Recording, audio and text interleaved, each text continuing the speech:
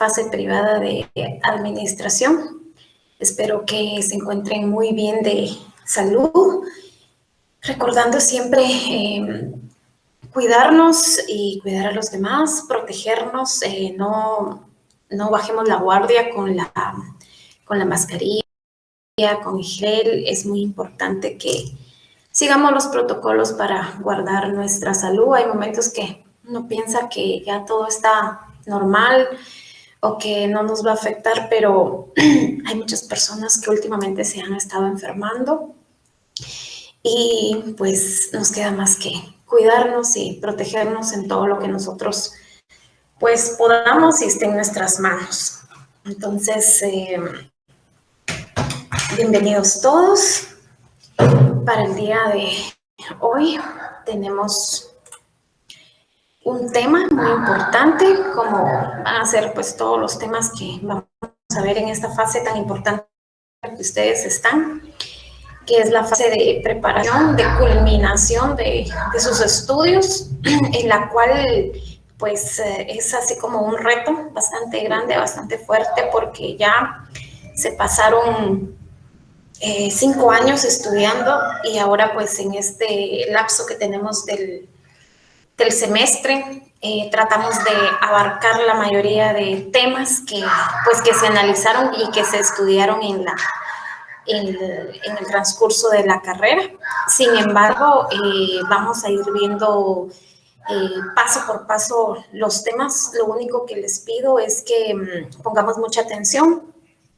Si tienen dudas, me pueden escribir al correo y así vamos pues respondiendo algunas de las dudas que ustedes vayan teniendo. Entonces, en este momento les voy a compartir mi pantalla para que podamos iniciar con la clase.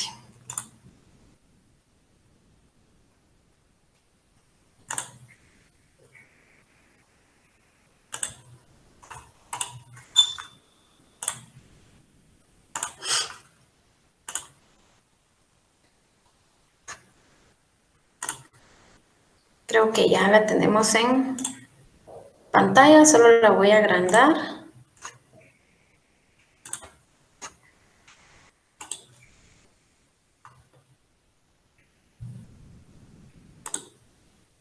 Ahí creo que ya la podemos observar de una mejor manera.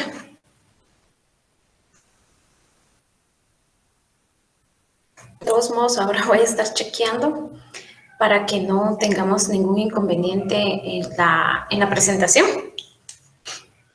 y que solo se quede en una página, ¿verdad? Entonces, creo que ya tenemos, ya todos pueden observar la pantalla. El tema que tenemos para este día son las generalidades sobre la madera y su diseño, en el cual pues se van a ver algunos diseños, algunas partes muy generales, y el objetivo que tenemos de la clase es conocer algunos detalles sobre el diseño en madera. Aparte de que vamos a ver un poco de madera, pues también vamos a ver el proceso que nos va a llevar a poder realizar el diseño. Entonces vamos a tener como 2 temas dentro de uno, o varios, ¿verdad?, que van relacionados a ir conociendo estos detalles. Si ustedes pueden observar, o nos hemos dado cuenta que la madera las estructuras de madera o los diseños de madera, pues no es el sistema constructivo fuerte de Guatemala. Sí tenemos algunas construcciones de madera en nuestro entorno, sin embargo, no es un sistema predominante acá en nuestro medio. Sin embargo, tiene sus análisis, tiene los tipos de maderas que son estructurales, que se pueden utilizar. Tiene su propio sistema constructivo. No lo podemos comparar con el acero, no lo podemos comparar con el concreto, porque la madera es un material muy noble que nos permite hacer diferentes formas en sus estructuras y también para diferentes usos. Y por años nuestros antepasados, uno de los materiales más usados en las construcciones, pues es la madera. Uno, por ser un producto que está a la mano, que es natural, que está a la mano del ser humano. Por tal razón, pues se ha utilizado por mucho tiempo, por varios años. Les quiero mostrar en esta tablita, solo permítanme que creo que aquí se me tapó una. Voy a mover algo. Vamos a quitar estas de acá y vamos a agrandar un poquito más esto.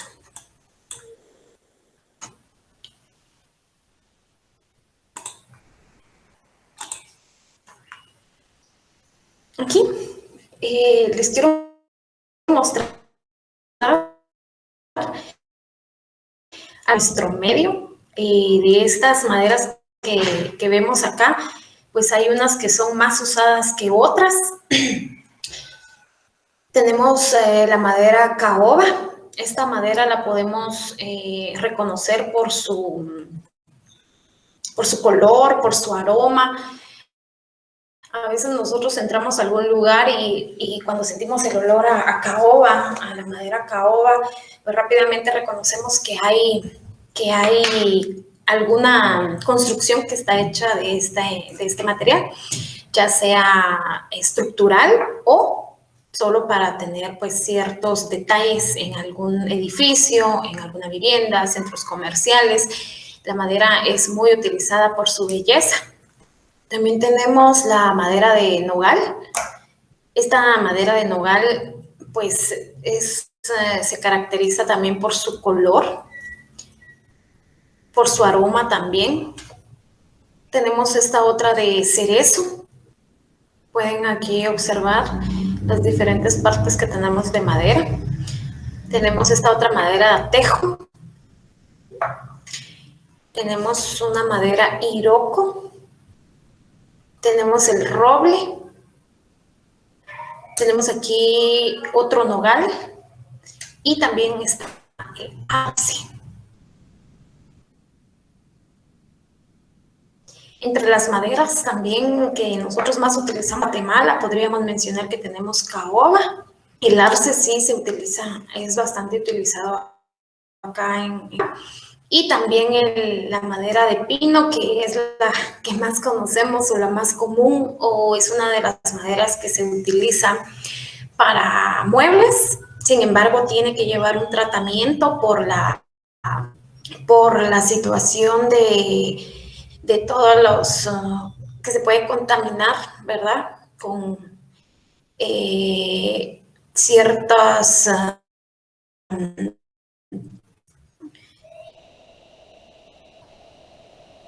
ciertos hongos, entonces es importante poderlas curar, poder dar su tratamiento. Y también el pino es una de las maderas que nosotros utilizamos en las obras, lo utilizamos para todo lo que son encofrados, en la edición de parales que soporten la construcción que vamos a estar realizando. Sin embargo, utilizamos con más frecuencia el pino, no solo porque es un poco más económica, aunque ahorita en este momento los materiales han subido demasiado por la situación que estamos en pandemia. El acceso a ciertos materiales y materiales que pues que se tienen que traer de otro lugar para Guatemala, pues han incrementado sus costos, no digamos el cemento, el acero, que son uno de los materiales pues que en toda época del año se mantienen sus costos variados, pero en estos momentos el alza en costos de materiales está un poquito más alto, y no digamos también en la madera. Entonces, por eso en algunos lugares pues utilizamos el pino con más frecuencia aquí en Guatemala, porque nos va a ayudar económicamente también. Sin embargo, no lo utilizamos para estructuras, digamos, para lo que es realmente una madera estructural. Entonces, también tenemos por acá, tenemos las maderas duras y las maderas blandas. Entre las maderas duras, y es una madera que más conocemos, pues está la caoba. La madera dura nos va a permitir tener más resistencia. Por lo tanto, también nos damos cuenta que este tipo de maderas no son económicas. Este tipo de maderas pues van a incrementar los costos cuando los vayamos a utilizar en cualquier construcción que nosotros tengamos, ¿verdad? Entonces, por eso es importante conocerlas y analizar qué tipo de madera vamos a utilizar. Y pues analizar los puntos importantes que son la resistencia, para qué la vamos a utilizar. Si vamos a utilizar madera que sea como estructura principal, pues tenemos que buscar las maderas duras. Tenemos como maderas blandas el pino, abeto, cedro y álamo. Entonces aquí podemos ver estas maderas que son maderas blandas, son más prácticas de poderlas trabajar que las maderas duras. Podemos observarlas acá. También el cedro es una de las maderas que usamos también como estructura. Sí, la hemos usado estructuralmente, solo que las secciones hablando de columnas y de vigas, pues el peralte de nuestra viga se incrementa, depende de las cargas que vayamos a tener en esa estructura. Igual la sección de columna se incrementa en este tipo de madera cuando van a ser columnas y vigas estructurales. Muchos de ustedes pues ya han visitado la antigua Guatemala, que es donde más vemos la utilización de los artesonados de madera que se les llaman acá en la antigua al sistema constructivo. Les menciono antigua porque yo pues estoy por acá, en esta área pues me movilizo y una de las construcciones que más utilizan la madera pues es Antigua Guatemala. Considero que también Xela utiliza bastante madera para las construcciones. Petén también utiliza madera. Entonces, hay varios departamentos que utilizan la madera como un sistema constructivo, pero no va en todas partes, ¿verdad? Por ejemplo, acá en Antigua Guatemala tenemos toda nuestra estructura de vivienda, de mampostería reforzada, y luego pues el techado es madera. Dependiendo cómo vayamos con la clase, les voy a mostrar unos detalles al final para que ustedes puedan observar cómo es el armado del artesonado de madera, cómo está compuesto con vigas y cómo hacemos el anclaje de la viga madre, que es la viga de madera, hacia los muros estructurales y donde van las columnas, que son las columnas de resistencia de la vivienda. Y si ustedes observan también, los que han venido a Antigua Guatemala, pues el artesonado está compuesto de la madera, de reglías, de tendales, y luego de eso pues lleva su lámina y lleva la teja. Entonces ese es un sistema que es de la colonia, que ya se ha modernizado hasta cierto punto y pues está bajo los reglamentos de Antigua Guatemala. Ustedes cuando tengan un proyecto o los contraten para trabajar en esta área específicamente de Antigua Guatemala, primeramente pues tienen que conocer los reglamentos de construcción.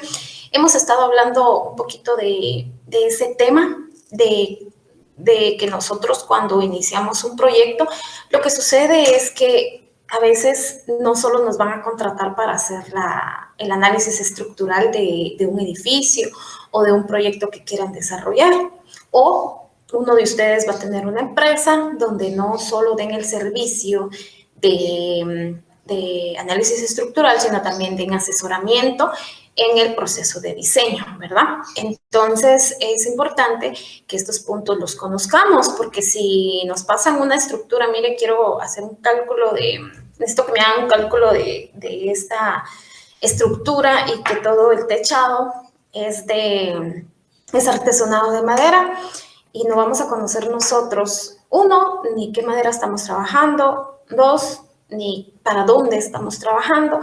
Entonces es importante porque también las casas o los techos tienen que, acá por ejemplo en Antigua, tienen que cumplir con un porcentaje de inclinación. Los que han venido a Antigua se dan cuenta que los techos están bastante inclinados. ¿Por qué? Porque el Consejo, en el reglamento de construcción de acá, pide un 40% de inclinación de techos. No aceptan, lo más bajo que aceptan es un 35%, entonces tenemos que estar entre un 35% y un 40% de inclinación de techos. Entonces ahí es donde tenemos que verificar la luz que vamos a estar cubriendo y entonces ahí ya se inicia el proceso de análisis para las vigas de madera que va a llevar esa construcción y las luces que vamos a cubrir. Y entonces aquí tenemos que reconocer que en esta segunda gráfica lo vamos a ver cómo se hacen los ensambles en madera. Entonces, por ejemplo, aquí podemos ver en esta, donde estoy mostrando con mi cursor, podemos observar unos tendales y que tienen, cómo están ensamblados, tienen un batiente. Entonces, esta es una forma de que nosotros podemos ensamblar madera por medio de un batiente. Entonces, esto va a soportar las cargas y los esfuerzos a los cuales va a estar sometido nuestro proyecto. Acá lo pueden observar ustedes. También en esta otra imagen,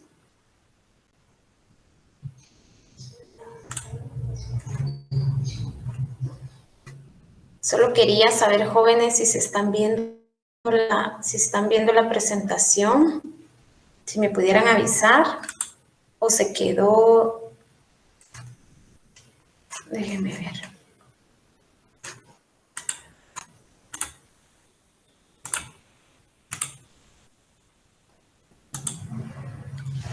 Yo creo que hasta ahorita cambió, solo si me pudieran decir si están viendo maderas duras.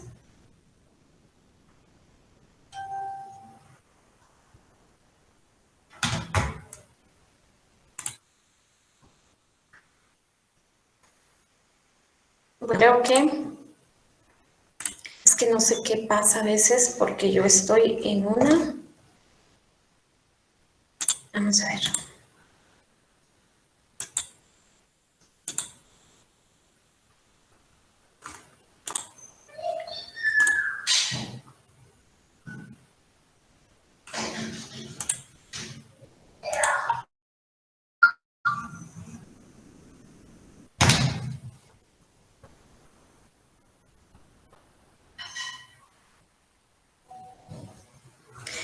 Sí, creo que lo que no está es agrandada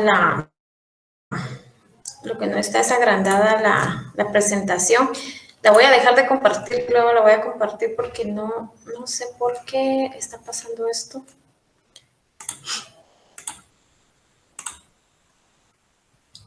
La voy a volver a compartir.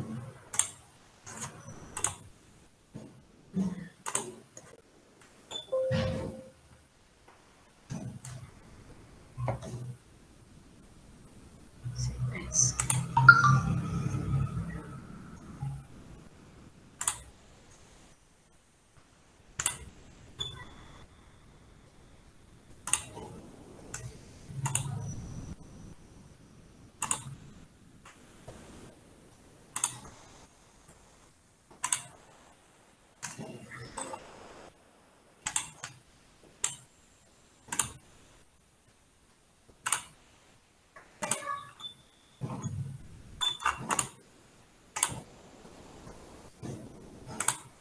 Es que no me aparece en mi pantalla, permítanme.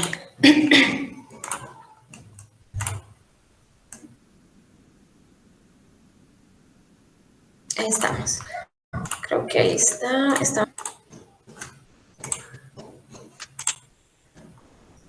Sí, estamos en esta, solo la voy a agrandar. Es que cuando la agrando como que me salgo. Bueno. Yo no sé si es porque cuando la comparto la dejo así en pequeño y después la cambio. Quizá por eso es que ya no Ya no se modifica, pero bueno. Entonces solo déjenme ver si cambia de pantalla ahorita que la cambie.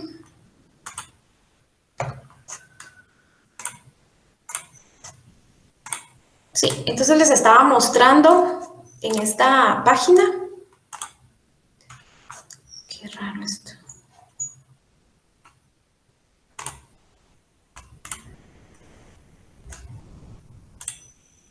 Les estaba mostrando en esta página los ensambles que trabajamos en la madera. Entonces acá ustedes pueden ver que la madera, pues en esta presentación donde está mi cursor, tenemos un batiente. Un batiente y en esta imagen podemos ver ese ensamble de la madera. En la otra imagen podemos observar también que la madera la tenemos que ensamblar con pernos. Aquí pueden ver los pernos y con platinas. Cuando se van a colocar vigas, se van a colocar tijeras. Nosotros le llamamos tijeras a las que van a formar todo el artesonado del techo. Entonces, estas tijeras se ensamblan por medio de platinas y pernos. Entonces, aquí también nosotros tenemos que conocer cómo vamos a ir, viendo la estructura de la madera. O sea, la madera no le podemos meter un clavo, no la podemos solo unir con clavos, eso no se puede hacer. Tiene su propio sistema, tiene sus propios materiales para que nosotros lo podamos ensamblar. Por ejemplo, también, si ustedes han observado en Antigua Guatemala, aparte de que tenemos los artesonados de madera, que eso es pura madera, y por eso es que estos proyectos se hacen bastante caros. Tal vez ustedes también han venido a la Antigua y ven que hay unas casas que ya se les cae el techo o que de alguna otra manera se ven viejas, se ven muy antiguas. Muchas personas han querido mejorar el techo de su vivienda. Sin embargo, les es un poco difícil porque por los costos de la madera, y porque sabemos que para un techo, si nosotros utilizamos, como mencionamos anteriormente, si utilizamos la madera de pino, entonces lo que va a pasar es que esa madera se va a picar, se va a corroer, le va a entrar algún tipo de hongo si no la tratamos. Sin embargo, el pino, a pesar de que se trate, a veces pues causa estos problemas, ¿verdad? Entonces es importante que para todo lo que sea estructural, pues escojamos la madera adecuada y una madera también que nos deje trabajar, porque si usamos también una madera demasiado dura, también va a ser muy difícil trabajar con ella. Entonces eso les quería mostrar acá. Déjenme ver si ya cambió mi pantalla. No ha cambiado.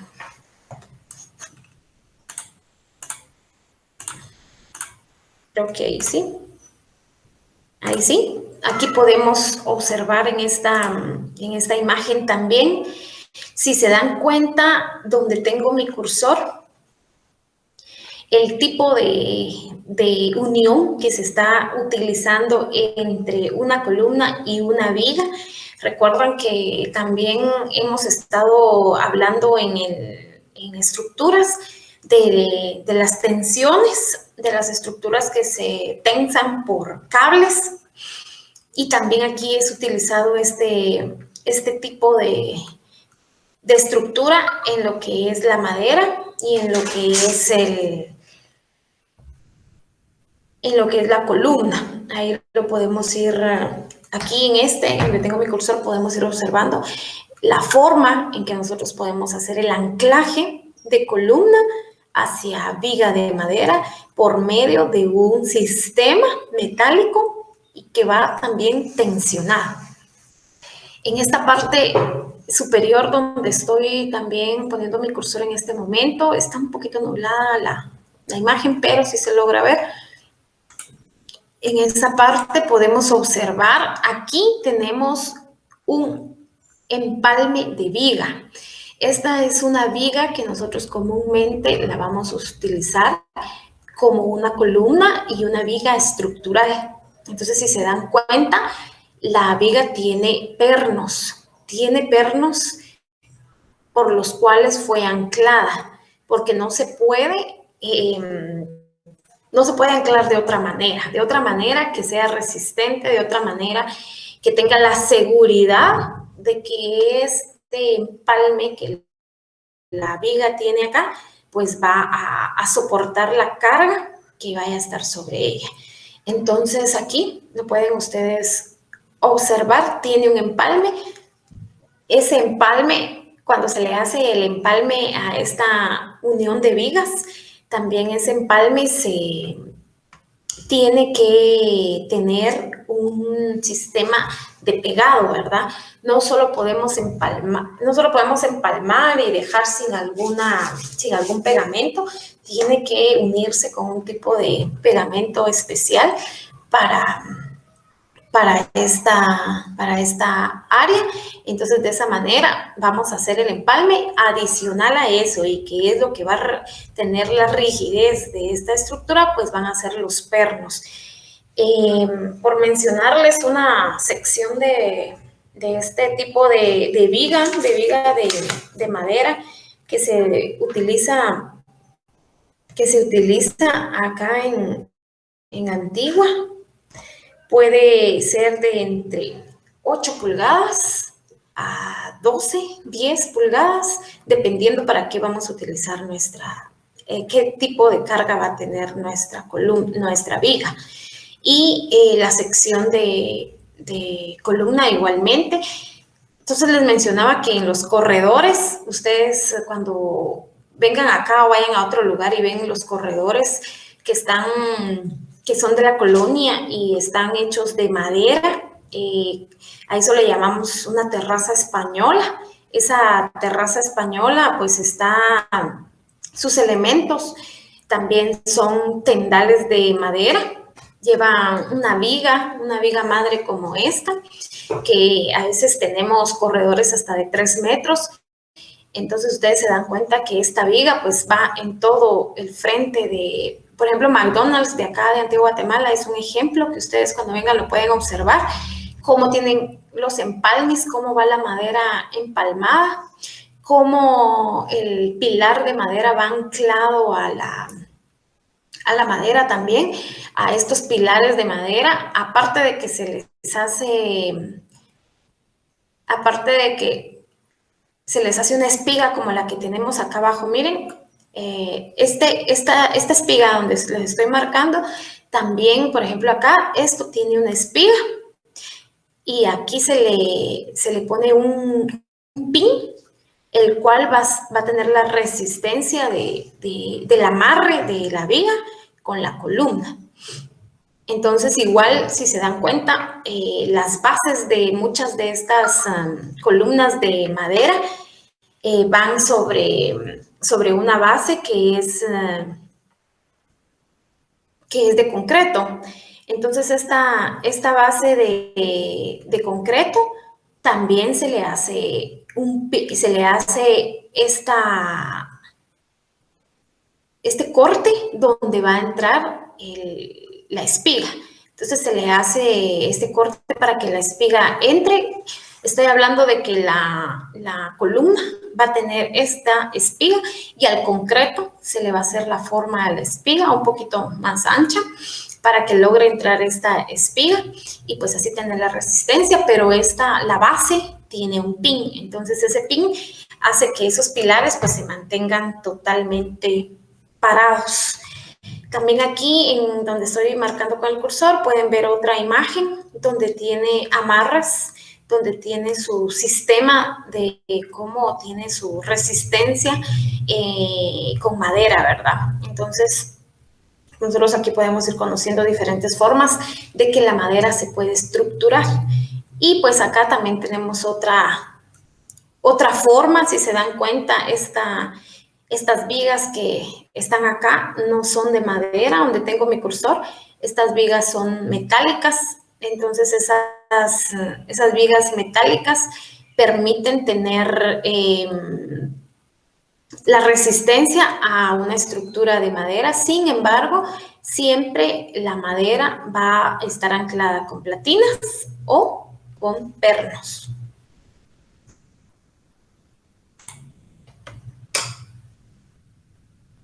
Vamos a cambiar. Es que hoy mejor voy revisando si cambia. Les soy sincera que no sé por qué por ratito me aparece que yo sí voy avanzando con las presentaciones, pero cuando veo es como que se quedan solo en una. Pero entonces pasamos a la siguiente. Entonces quería que ustedes fueran conociendo los tipos de maderas. Mencionamos ya algunas al principio. Las maderas duras, las maderas blandas. Lo que sucede con las maderas duras y las blandas es que nos va a permitir que sean más manipulables, más fáciles de trabajar. Cuando nos encontramos con maderas duras, pues vamos a necesitar otro tipo de herramientas para poderlas, pues, moldear a lo que nosotros queremos hacer. Entonces es importante que pues vayamos conociendo para qué las vamos a utilizar y en dónde las vamos a poder utilizar, y los tipos de empalmes que nosotros vamos a trabajar. Otra de las cosas importantes es, por ejemplo, en las casas tipo canadiense que hemos estado escuchando en nuestro medio y que en algunos lugares también de aquí de Guatemala las han estado implementando en algunas casas de campo, en algunos lugares. Pues el sistema constructivo de estas casas canadienses, pues nos dicen que son más rápidas de construcción, y es muy cierto. La forma en que se pueden trabajar pues son más rápidas, van a menos tiempo de su construcción. También, si ustedes han observado en algunas, ahorita no tengo una imagen de esas, pero tal vez la vemos en otra clase, que la base para la cimentación de las casas canadienses, porque necesitan estar cimentadas, necesitan estar pues bien estructuradas. Una de las formas es que se elevan, se colocan unas bases tipos pilotes, o bien se le generan 4 apoyos. En esos 4 apoyos se levanta una tarima.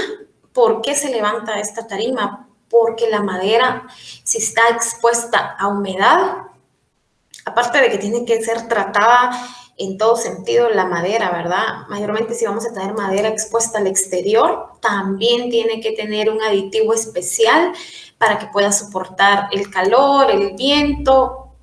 Cuando la madera está mucho tiempo expuesta al sol, pues cambia sus colores. Otra cosa importante es que tenemos que reconocer que la madera esté seca. Si nosotros compramos madera verde o nos la venden como madera que ya está totalmente seca, lo que va a pasar es que la madera está expuesta a un crecimiento.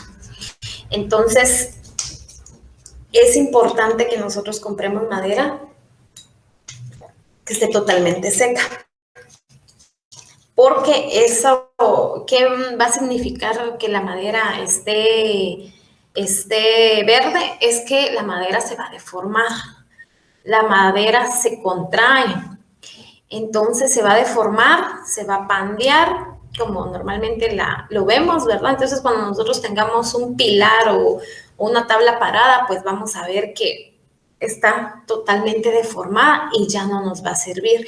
Entonces, eso es uno de los puntos importantes: comprar madera que esté en las óptimas condiciones para la construcción.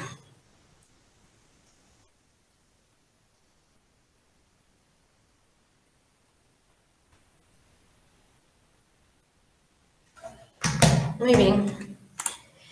Entonces acá, parte de esta información ustedes ya la vieron en el video. Vamos a hacer una recapitulación de estos pasos. Aquí tenemos pasos bien importantes y uno de ellos es el diseño. Aquí tenemos como pasos diseño estructural en madera.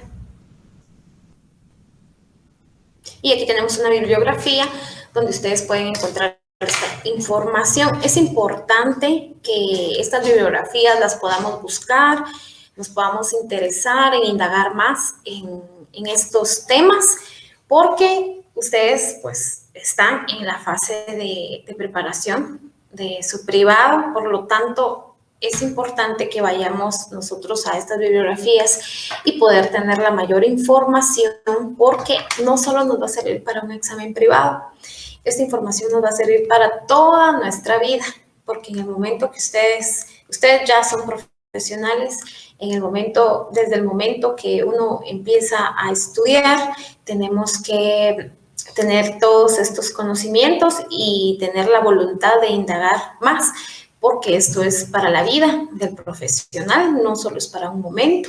Entonces tenemos que interesarnos por continuar desarrollando nuestro aprendizaje. Entonces, hemos hablado en las clases anteriores también parte de esto, y uno de los puntos importantes es diseñar. ¿Qué es diseñar? Es crear, definir, y diseñar es diferente a calcular. Entonces, eso es bien importante que se tome en cuenta. Más adelante vamos a ver ahí algunos otros pasos. Tenemos el proceso de diseño. ¿Cuál es el proceso de diseño? Primeramente tenemos la idea. Todo nace, yo aquí tal vez voy a cambiar un poquito, voy a agregarle un poquito, porque tenemos que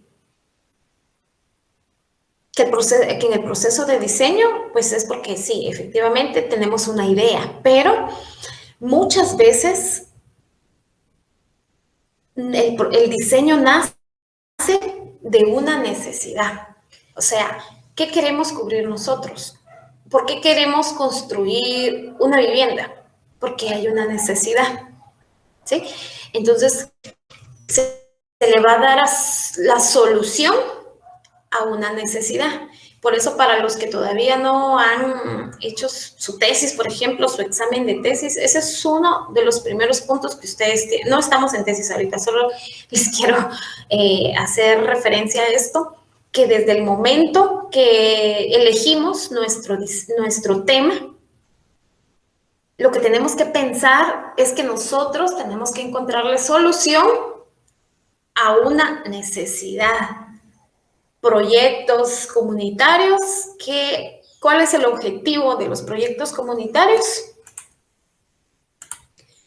Cubrir las necesidades de una comunidad, por ejemplo, ¿verdad? Entonces, todo va naciendo de una necesidad.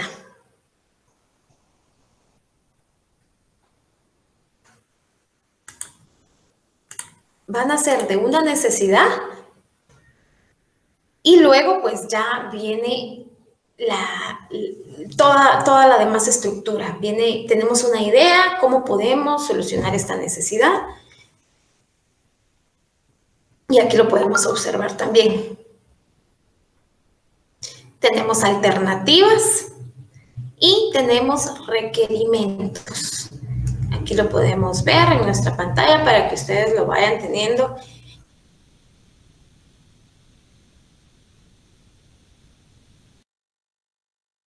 en sus activas. Y hay requerimientos, hay 3 cosas importantes que se tienen que cumplir con la idea principal, ¿verdad? Y en el proceso de diseño se realiza un anteproyecto. Ya hemos platicado un poquito también de este tema, y el anteproyecto. ¿Qué es lo que nos permite el anteproyecto? Pues esa idea, esa necesidad, esas alternativas y los requerimientos, que son esos 4 puntos que están arriba. Entonces nosotros ya podemos determinar cómo los vamos a utilizar, ¿verdad? ¿Cómo vamos a desarrollar Entonces el anteproyecto nos va a permitir que en este proceso de anteproyecto nos sentemos a analizar qué vamos a hacer. Entonces aquí tenemos anteproyecto preliminar, tenemos la arquitectura, la estructura, instalaciones, urbanizaciones, etc. Entonces, también hemos mencionado un poco de esto. El anteproyecto, les voy a hablar de una cantidad de planos que podamos tener ahí. Por ejemplo, aquí tenemos planta arquitectónica, tenemos un dimensionamiento estructural, porque en un anteproyecto no estamos haciendo totalmente el análisis de las estructuras finales. Se puede decir que nosotros vamos... Aquí el anteproyecto nos sirve para proponer, por eso tenemos las necesidades y las alternativas. En el anteproyecto se empieza a analizar qué tipo de estructura vamos a utilizar. Si nos conviene usar concreto, si nos conviene usar acero, si nos conviene usar madera, si tenemos que trabajar con materiales que sean amigables con nuestro medio ambiente.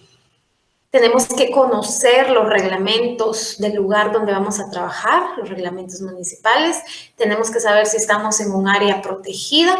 Tenemos que saber, muchas cosas tenemos que saber en este proceso, porque es la base.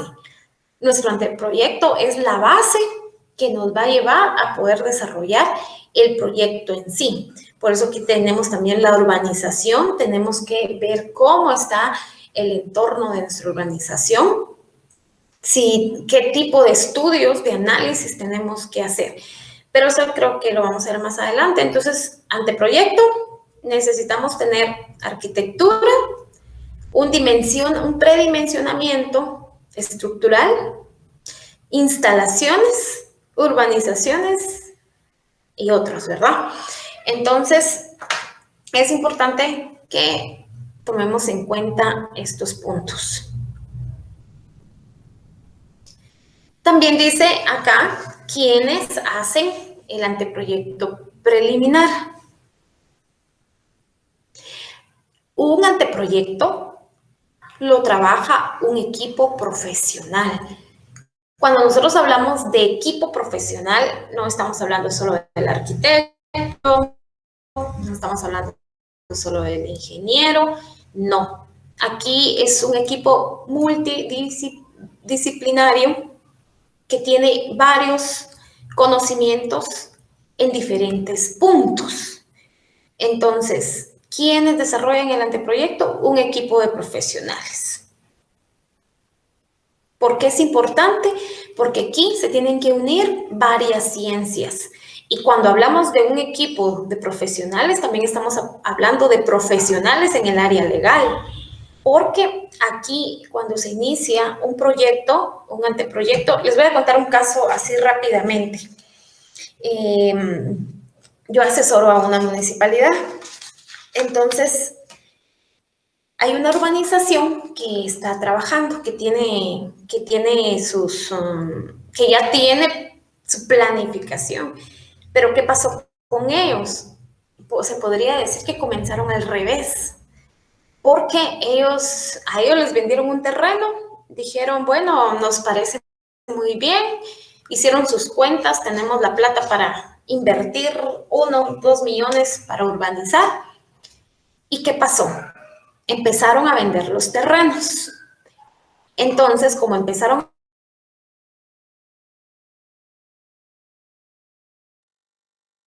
a vender los terrenos, hacían parte de la ley, se puede decir, pero no puede haber desconocimiento de la ley. Eso ténganlo bien claro. Si ustedes no se asesoraron, si ustedes no indagaron en todo lo que conlleva realizar el anteproyecto, el proyecto, después se van a ver en problemas y no podemos decir por desconocimiento de ley, no podemos decir eso. Desde el momento que nosotros nos involucramos en un proyecto, tenemos que ir indagando en todo, reglamentos,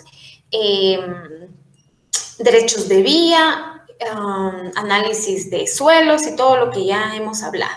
Pero es importante tener ese equipo que nos permita tener esa información. Por eso decimos que para hacer un anteproyecto necesitamos a un equipo de profesionales que va a tener ese conocimiento para darle el soporte técnico al proyecto que se vaya a estar desarrollando.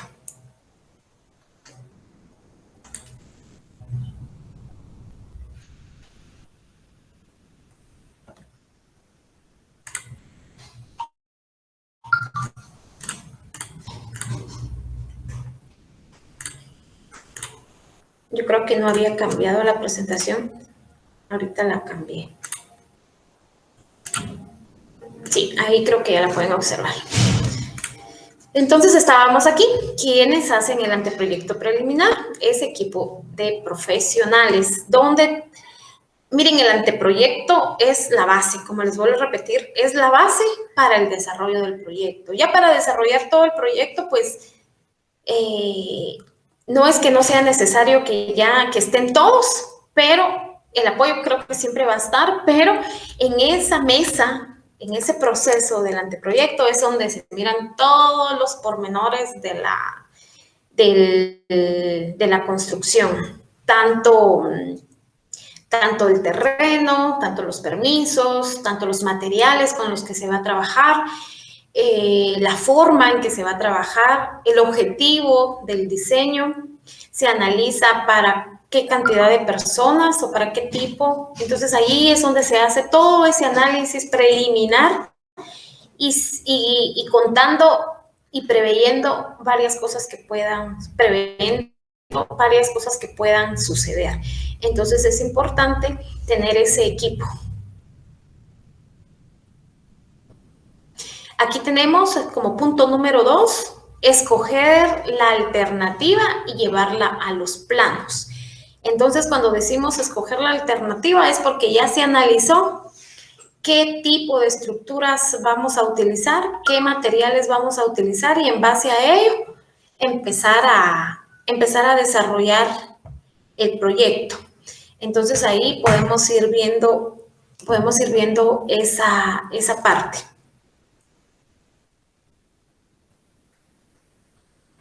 Tenemos también que previo a realizar todo este análisis, era lo que yo les mencionaba, que tenemos que desarrollar los estudios necesarios.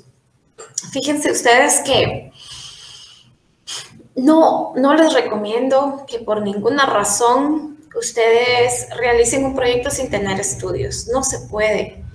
No podemos decir esto de los proyectos son totalmente diferentes. Los proyectos no se puede, aunque así estemos aquí a, ¿qué les digo? 50 metros de que se desarrolló un proyecto similar al que yo quiero hacer y solo voy a agarrar aquella idea y copiarla. No es recomendable. No es recomendable. Las propiedades de los suelos pueden cambiar de un lado a otro. Por tal razón, es necesario que cada proyecto que se vaya a desarrollar tenga su análisis de suelo. Y fíjense que a veces no solo necesitamos el estudio de suelos para obtener el valor soporte, sino también necesitamos otros estudios más profundos, necesitamos estudios que nos permitan tener más información. Por ejemplo, hay radiografías, estratigrafías que se les hacen a los suelos. Claro que todos estos estudios no son económicos. Y por eso mismo, anteriormente, el punto 2 dice escoger alternativas y llevarlas a los planos, ¿verdad? En este proceso de escoger las alternativas, también tenemos que ver que nuestro proyecto pues sea alcanzable, que se pueda desarrollar. Y cuando decimos que se pueda desarrollar, que sea económico, o sea, que vayamos de la mano, ¿verdad? Que podamos hacer lo que deseamos, lo que queremos con materiales que vayan a resistir nuestra estructura, pero a la misma vez que también nuestro proyecto pues sea posible de construir. No vamos a decir la palabra tajantemente económico, porque eso no va a suceder, pero sí que estén las posibilidades de poderlo desarrollar y que nosotros, cuando decimos alternativas, no estamos diciendo que solo vimos una, ¿verdad? O sea, alternativas son varias. Entre varias que tuvimos, escogimos la mejor. La mejor en estructuración, la mejor en materiales, la mejor en economía.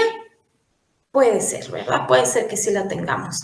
Entonces, tener ese balance para que los proyectos pues se puedan desarrollar. Sin embargo, en este proceso de planificación, cuando nosotros empezamos a ver la cantidad de estudios que tenemos que hacer, vamos a mencionar aquí otro. Por ejemplo, dice realizar el estudio de mercado de materiales de construcción. ¿Por qué? Por ejemplo, la situación en la que estamos ahorita, en esta situación de pandemia que le llamamos, ¿verdad? En esta situación que pues de una u otra forma vino a desestabilizar varias cosas. Entre ellas está la alza de costos en los materiales. Entonces, otro punto importante que ustedes tienen que tomar es que sus presupuestos de materiales no pueden tener vigencia por mucho tiempo, porque los materiales hoy están a un precio y mañana amanecen a otro. Entonces, estos renglones importantes que son los materiales de construcción van a tener una variación en costos. Entonces, esto tiene que ser claro. Los presupuestos están sujetos a cambios. ¿Pueden aumentar? Sí. ¿Pueden bajar? No, no creo. Pero aumentar sí. Entonces es importante que se tomen en cuenta cómo están los materiales en el mercado.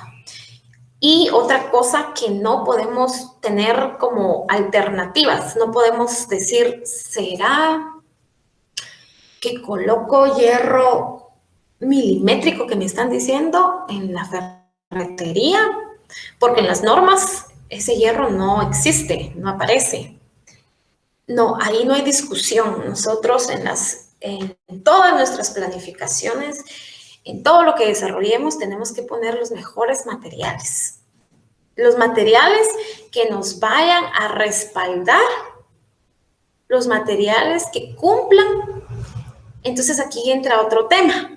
Las empresas proveedoras de los materiales nos van a dar ese sustento. ¿Y cómo? Con las especificaciones técnicas de los materiales.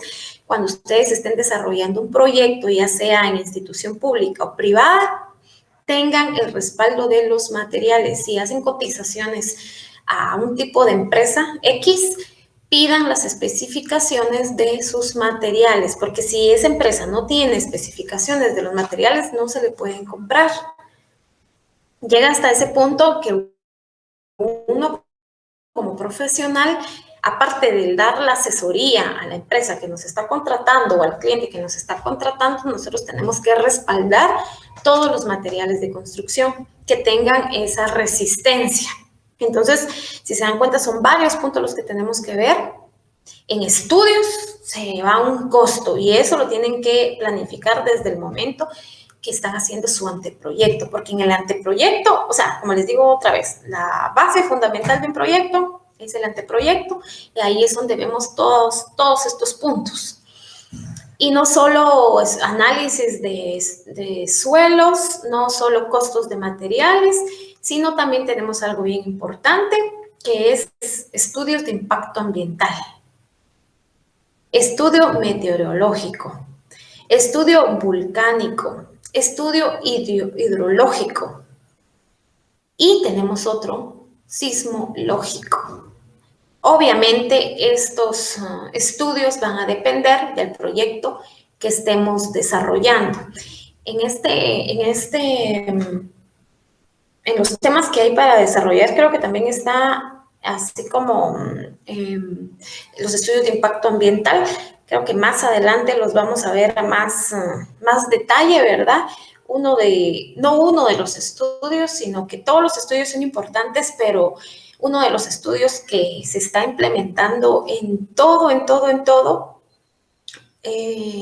como lo dice la ley, ¿verdad?, de medio ambiente, que toda obra, industria que esté realizando un proyecto tiene que hacer su estudio de impacto ambiental. Entonces, ¿qué sucede? Hablando un poquito de esto, que las personas, la mayoría, inician sus actividades sin tener estudios. No digamos van a tener un meteorológico, un volcánico, de sismología, menos eso, ¿verdad? Entonces es importante que nosotros hagamos nuestras investigaciones correspondientes y podamos incluir todos los análisis que necesita el anteproyecto. Si nosotros hacemos un buen anteproyecto, nuestros resultados del proyecto van a ser excelentes porque todo lo prevé, lo pudimos prever con anticipación, cualquier situación que pudiera pasar, cualquier análisis que teníamos que hacer, y me refiero al presupuesto, porque es que aquí todo es el dinero. Si nosotros no incluimos algo en nuestro presupuesto, disculpen, pero después van a tener que ver cómo lo pagan ustedes, o cómo, si usted ya le dijo a su cliente, mire, esto se va a invertir, yo ya lo analicé, ya lo revisé, y esto es. Y de repente, cuando ya estemos en el proceso, no incluí tal estudio, no incluí esto, no incluí el otro. ¿Cómo le va a decir a su cliente, fíjese que me equivoqué y ahora se le va a incrementar y le va a costar otros 50,000 quetzales más, por ejemplo? Entonces, eso no es permitido, o sea, no lo podemos hacer. Lo otro que quiero resaltar acá es lo que mencionamos de la utilización de los materiales de calidad. Aunque estemos en un proyecto chiquito, no me refiero a solo los proyectos grandes y que tengamos que tener certificaciones, aunque nosotros tengamos un proyecto que es pequeño, no utilicemos materiales de mala calidad. Tanto arena, piedrín, cemento, hierro, tenemos que usar materiales de primera calidad, porque de esa forma estamos garantizando el trabajo que nosotros estamos realizando. Aparte de eso, pues está la otra situación, que es la calidad de la mano de obra, pero eso no lo vamos a tocar en este momento. Entonces tenemos esta cantidad de estudios que se le tiene que realizar a los proyectos. Los estudios volcánicos, sismológicos, pues ya son estudios más profundos en el cual tenemos que analizar en qué área estamos, ¿verdad? Porque Guatemala, vamos a ver en la próxima clase es donde vamos a ver unos mapas de cómo están nuestros departamentos en el sistema de sismos. Guatemala, pues, es un país altamente sísmico. También tenemos actividades volcánicas muy frecuentes. Entonces, por ejemplo, si ustedes van a desarrollar un proyecto en Yepocapa, este estudio va de cajón.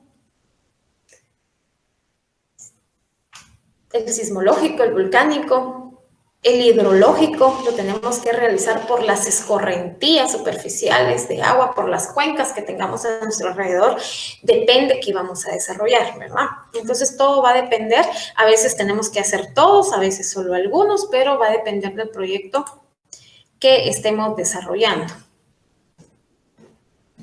Como punto número 3, 2.3, 3. Vamos a ver si cambió acá. Sí. Tenemos que en las estructuras tenemos que escoger la indicada para que nuestro proyecto pues pueda ser capaz de resistir las cargas que se le van a aplicar. Aquí tenemos la selección de cargas que deben soportar, tales como verticales WA, WL. Tenemos las horizontales. Tenemos cargas de viento, tenemos cargas de sismo o terremoto. Tenemos lluvia, empuje de suelo, etc. Entonces aquí también es otro punto que es muy importante cuando se vaya a hacer el análisis de las estructuras. Cuando se vaya a desarrollar la estructura que vamos a utilizar. Por ejemplo, si nosotros vamos a desarrollar el análisis de un muro de contención, tenemos que tomar en cuenta cargas vivas, cargas muertas, empuje. Tenemos que tomar en cuenta el valor soporte de nuestro suelo, la humedad. Hay muchas cosas que se tienen que tomar. Entonces, va a depender del tipo de estructura que vayamos a desarrollar. Y aquí podemos ver que estas son totalmente importantes, que van a interactuar con nuestras estructuras. Y las mencionamos, que son las cargas vivas, las cargas muertas, verticales, horizontales, que son las de viento. Las cargas o los efectos de un sismo de forma horizontal es el que más afecta a una estructura. Por tal razón, se tiene que hacer el análisis correspondiente para esa carga. Y tenemos aquí algunas nomenclaturas de carga. WA, carga muerta. Ustedes conforme fueron estudiando, pues conocieron lo que son las cargas vivas y las cargas muertas. Hay cargas de impacto también. Entonces aquí podemos observar esta nomenclatura que es la WA, carga muerta, que es el propio peso de la estructura. O sea que cuando nosotros hacemos un análisis estructural, estas cargas van de base. ¿Por qué? Porque es el propio peso de la estructura que vamos a estar trabajando, ya sea un edificio, cuántos niveles va a tener ese edificio. Entonces tenemos que ver esa parte. WL, carga viva. Son las cargas no permanentes. Entonces, en las cargas vivas, ustedes ya obtuvieron el conocimiento que son todas las cargas que se pueden mover. Son las cargas que no están permanentes en una edificación. Entonces, para hacer los respectivos cálculos en su momento, tenemos también la nomenclatura de la carga del viento. ¿Cómo la vamos a reconocer? Como WB. Y ahí la podemos observar, la carga del viento.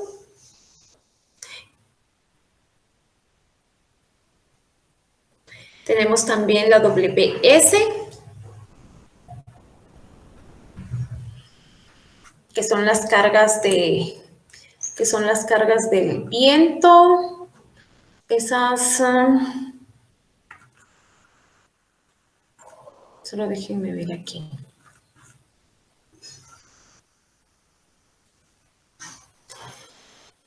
Cuando las partículas de aire golpean en la cara expuesta directamente al efecto del viento, a eso le llamamos la cara de barlovento, ejerciendo sobre ella un empuje. Y está también que en la cara opuesta tenemos el sotavento. Las estelas del flujo se separan del objeto provocando una succión. Entonces, esas son las dos cargas que nosotros tenemos que analizar en lo que es el viento. Yo creo que esa presentación no se cambió, ¿verdad, chicos? Es donde, permítanme.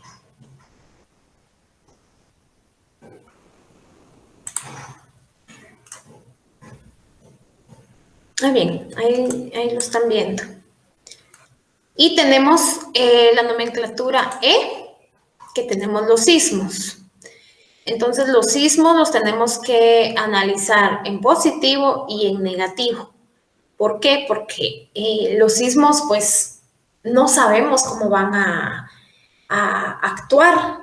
Entonces se colocan los códigos, se analizan para poder tener pues una prevención de ese sismo más alta para nuestras estructuras, porque así como puede ser un sismo lento, puede ser un terremoto también, ¿verdad? Entonces es importante hacer tener los análisis correspondientes y conocer las nomenclaturas que nos van a llevar a poder desarrollar los análisis correspondientes. Los sismos tienen desplazamientos horizontales y desplazamientos también trepidentes. Esos desplazamientos son hacia arriba o son hacia abajo. Cuando hay un sismo con desplazamiento hacia arriba es por tensión. Y cuando hay un sismo hacia abajo es por compresión. Entonces, por eso podemos ver que en este sentido, pueden haber hundimientos.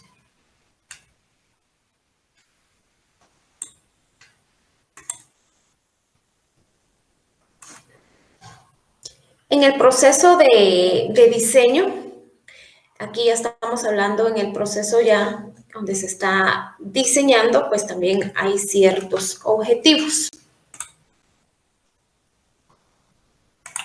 Déjenme ver si está, sí. Entre los objetivos tenemos seleccionar las cargas. Entonces nosotros aquí en este proceso vamos a verificar qué tipo de cargas van a estar interactuando en nuestro edificio, en nuestra estructura, en nuestro elemento estructural. Vamos a estar verificando qué tipo de cargas vamos a utilizar y las tenemos que seleccionar. En este proceso de verificar qué tipo de cargas vamos a utilizar, también tenemos que ver el uso del edificio. El uso del edificio es totalmente importante porque, por ejemplo, si ustedes están diseñando un graderío y es para un estadio, entonces tenemos que conocer qué cargas vamos a llevar ahí. Si se recuerdan en sus estudios, cuando vieron qué tipos de cargas tenemos, hay cargas de impacto. Entonces, tenemos que ir analizando qué tipos de cargas vamos a desarrollar en cada proyecto y este punto es bien importante. Cuando tenemos cargas de impacto y, por ejemplo, ponemos el público saltando, ¿se imaginan ustedes en los estadios el análisis que se tiene que hacer en los graderíos? Porque aparte de que son para bastante público, que todo ese público al mismo tiempo esté emocionado y esté saltando, la vibración que va a ocasionar a las estructuras, entonces se tienen que analizar, depende de la altura que estén, el viento que va a soportar el techado que tenga. Entonces, les hago énfasis en eso, que la selección de las cargas es totalmente importante cuando vayan a iniciar su diseño. Estimar secciones. Cuando nosotros empezamos a hacer nuestros análisis estructurales de los elementos estructurales, pues hacemos un predimensionamiento, ¿verdad? Asumimos una sección.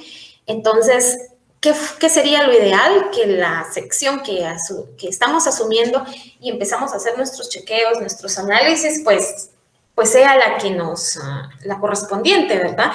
Pero si no llega a chequear, como nosotros normalmente le llamamos, o nos falla algo y lo tenemos que cambiar, pues entonces es recomendable que llevemos una secuencia de nuestro proceso, ya sea que lo trabajemos en diferentes programas, que ya tengamos hojas electrónicas donde hacemos nuestros predimensionamientos, nuestros análisis.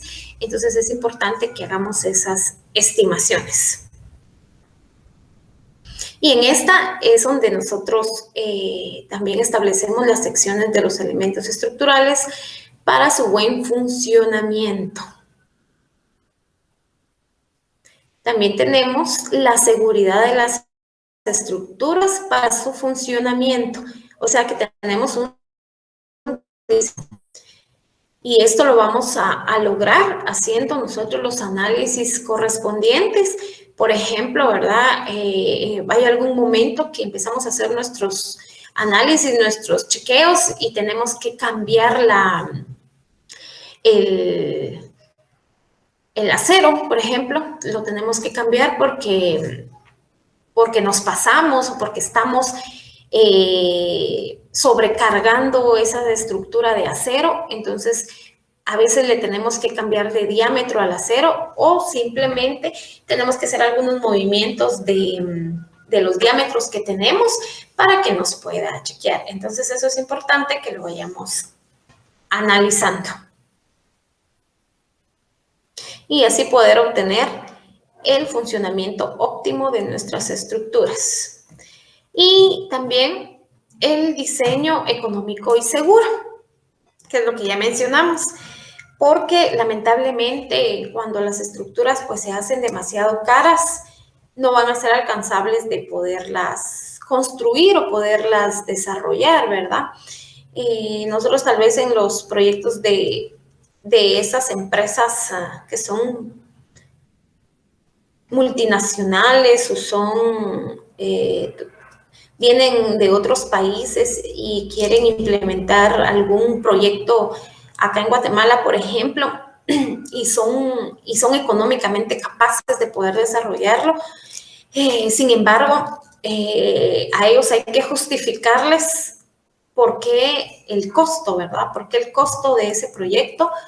¿Por qué y cómo lo vamos a justificar? Con todos los análisis que hicimos, con todos los análisis que logramos tener, tanto en justificar todos los estudios que tiene que llevar para poder tener, como dice acá, diseños y construcciones seguras, como también ir buscando los materiales que nos permitan desarrollar el proyecto de una forma económica. También otro punto importante es garantizar resistencia estructural de acuerdo a factores de diseño. Cuando hablamos factores de diseño es que nos tenemos que apegar a las normas de diseño que tenemos acá en Guatemala, que nos tenemos que acoplar a ellas, y también las normas internacionales, ¿verdad? Que son con las que, pues, de una u otra forma se trabaja acá y son las que tienen que tener ese respaldo. Por ejemplo, la Municipalidad de Guatemala, como les mencionaba el otro día, es una de las municipalidades que tal vez es la más estricta, que está solicitando tener todos los estudios pertinentes para el desarrollo de un proyecto, no digamos para el desarrollo de los edificios que se están trabajando en la ciudad capital, ¿verdad? Que pues tienen una cantidad de pisos en los cuales se tiene que asegurar la estructura del edificio, resguardar la vida de las personas que van a estar ahí. Por lo tanto, se tienen que aplicar las normas de la CONRED, AGIS, ACI, las normas ASTM, las normas COGUANOR, porque tenemos que tener normados todos los materiales. Entonces, y los códigos, ¿verdad? Los códigos estructurales con los que se está trabajando. Entonces, es muy importante que logremos tener ese conjunto para que nuestras construcciones puedan ser resistentes y las podamos asegurar. Por ejemplo, acá también tenemos como el punto C, realizar el análisis estructural de los elementos estructurales. Entonces ahí pues, ya se comienza el proceso de el análisis de las estructuras. Tenemos que hacer los análisis de las fuerzas internas y también de las externas. Aquí tenemos las nomenclaturas BS, que es el corte interno, lo podemos observar acá. Se recuerdan que en el curso de estructuras estamos viendo los esfuerzos a los cuales están sometidas las estructuras. Entonces ahí Ya vimos que tenemos esfuerzos de tensión, esfuerzos de compresión, esfuerzos de tracción, esfuerzos de corte. Entonces, todo esto se tiene que ir analizando. Entonces, aquí tenemos BS como corte interno, NS, axial interno, y tenemos el momento interno también de las estructuras.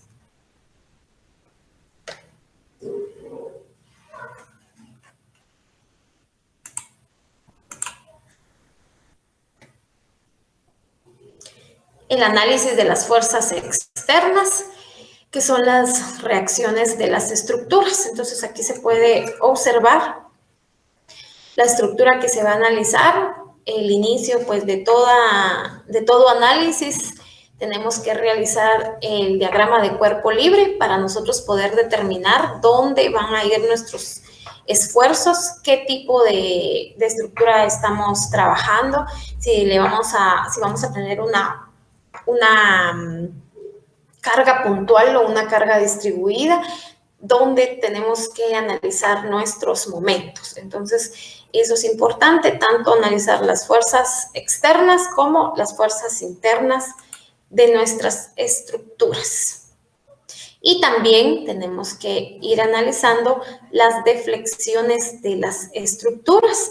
Aquí mencionamos un código, el AISC, del capítulo 2-120, para que ustedes también, como les mencioné, puedan tener acceso a esta información y poderla indagar de una forma más completa. También tenemos otras nomenclaturas acá. W, carga distribuida. L es la luz que tenemos de la estructura. Tenemos acá el módulo de elasticidad, el momento de inercia, que son la base importante para nosotros poder desarrollar nuestro análisis. Cuando decimos chequear si los miembros estimados de las secciones son los óptimos, ¿verdad? La resistencia de las fuerzas internas, las cargas externas, que nos están produciendo totalmente un elemento estructural. Cuando nosotros ya tenemos pues analizado el elemento estructural, pues ya se puede proceder al segundo paso. Si las secciones estimadas de los elementos estructurales chequean, se procede a diseñar cimientos, vigas, columnas, losas, uniones, detalles y todo lo que tenga que ver con nuestra estructura. En este caso, pues estamos hablando de elementos estructurales de madera. Entonces, cuando nosotros analizamos nuestra viga de madera, nuestra columna, pues entonces también podemos analizar la base donde va a estar cimentada nuestra columna. También tenemos acá que si las secciones estimadas pues no nos chequeen, tendríamos que regresar a realizar los chequeos y volver a hacer un predimensionamiento de las estructuras para que nos llegue a un resultado óptimo. También tenemos que analizar las deformaciones de las estructuras y aquí pues tenemos dos, en la que tenemos la luz de la viga, partido 240, y tenemos la otra de 360, donde miramos las deformaciones de carga viva producidas. Estas son las deformaciones producidas directamente por las cargas. Y tenemos para carga viva y para carga muerta, deformación para carga muerta y carga viva producidas por las cargas. Estas son las fórmulas que se estarán utilizando.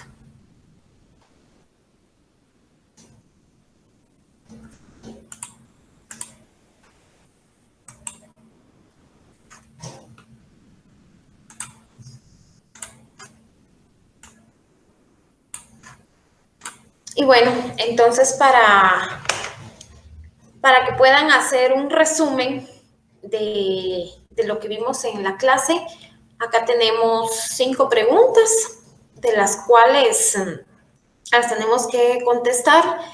Estas preguntas pues nos van a ayudar en el desarrollo de nuestra preparación cuando sean nuestros exámenes, y tomar en cuenta también no solo lo que está aquí pues escrito, sino hay cosas también que hemos hablado en la clase que de una u otra manera se van a estar integrando en las preguntas. Entonces acá tenemos como pregunta número 1, ¿cuál es la diferencia en el cálculo de las deformaciones de una estructura de madera entre la deformación por carga viva y la de carga viva más carga muerta en lo referido a sus denominadores? Como pregunta número 2 tenemos, diseñar es basarse en varios criterios. ¿Cuál de los siguientes criterios deben ser considerados? Entonces ahí vimos varios, pueden mencionar algunos. Como pregunta número 3, al seleccionar las alternativas de diseño, ¿qué criterio debe seguirse técnicamente? Como pregunta número 4, ¿qué nombre recibe la carga de viento por presión? Ahí lo tenemos acá en la presentación para que ustedes lo puedan ver. Pregunta número 5, tenemos ¿qué nombre recibe la carga de viento por succión? Entonces ahí tenemos 2 nombres, que es la carga de viento por presión y la carga de viento por sección. Pueden ahí revisar la presentación, y ahí lo van a encontrar. Entonces, les agradezco por su atención, jóvenes. Los que están en la próxima clase, pues los veo en un momento para que podamos continuar con la clase, con la próxima clase. Tómense ahí unos 5 minutitos, los que háganse su café o desayunen, preparen algo ahí para sentirse cómodos y tranquilos, y nos miramos en la próxima clase, jóvenes, por favor. Que tengan un buen día. Ha sido un gusto poder saludarles.